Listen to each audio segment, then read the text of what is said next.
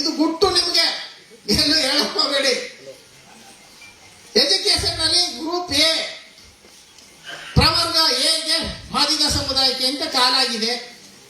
ಯಾರ್ಯಾರು ಆದಿ ಕರ್ನಾಟಕ, ಆದಿ ದ್ರಾವಿಡ, ಆದಿ ಆಂಧ್ರ ಅಂತ ಸರ್ಟಿಫಿಕೇಟ್ ಇದೆ ಹೊಲರ ಹತ್ರ, ನೀವು ಅಪ್ಲೈ ಮಾಡಿ. ನಿಮ್ದು ಪರ್ಸೆಂಟೇಜ್ ಜಾಸ್ತಿ ಇರುತ್ತೆ, ನಿಮ್ಗೆ ಸಿಗುತ್ತೆ ಸೀಟ್. ಉದ್ಯೋಗಕ್ಕೆ ಈಗ ನಾವು ನಮ್ಮ ಮೈಸೂರು ಭಾಗದಲ್ಲಿ ನಾವು ಆದಿ ಕರ್ನಾಟಕ ಅಂತ, ನಮ್ಮ ಬೆಂಗಳೂರು ಡಿವಿಷನ್ ಆದಿ ದ್ರಾವಿಡ ಅಂದ್ರೆ ರೈಟು, ಮೈಸೂರು ಭಾಗದಲ್ಲಿ ಆದಿ ಕರ್ನಾಟಕ ಅಂದ್ರೆ ರೈಟು. ನಿಮ್ಮ ಬೆಳಗಾಂ ಮತ್ತು ನಮ್ಮ ಹೈದರಾಬಾದ್ ಕರ್ನಾಟಕದಲ್ಲಿ ಡೈರೆಕ್ಟ್ ಹಿಂದೂ ವಲಯ, ಮಹಾವಲಯ ಅಂತ ಇದೆ. ಬಟ್ ಎರಡು ವಿಭಾಗದವ್ರಿಗೆ ಎರಡು ಕಡೆ ರಿಸರ್ವೇಶನ್ ತಕೊಳ್ಬೋದು.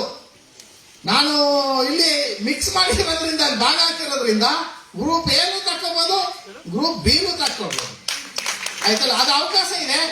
ದಯವಿಟ್ಟು ಎಲ್ಲದನ್ನ ಸದುಪಯೋಗ ಪಡಿಸ್ಕೊಳ್ಳಿ. ನೀವು ಪರ್ಸೆಂಟೇಜ್ ಜಾಸ್ತಿ ಇತ್ತು ಅಂದ್ರೆ ಗ್ರೂಪ್ ಏನಲ್ಲೂ ತಕೊಂಡು ಹೋಗೋದು. ನನ್ನ ಜಾತಿ ಏನು ಬದಲಾವಣೆ ಆಗೋದಿಲ್ಲ, ನಾನು ಅಪ್ಟ ಅಂಬೇಡ್ಕರ್ ವಾದಿನೇ.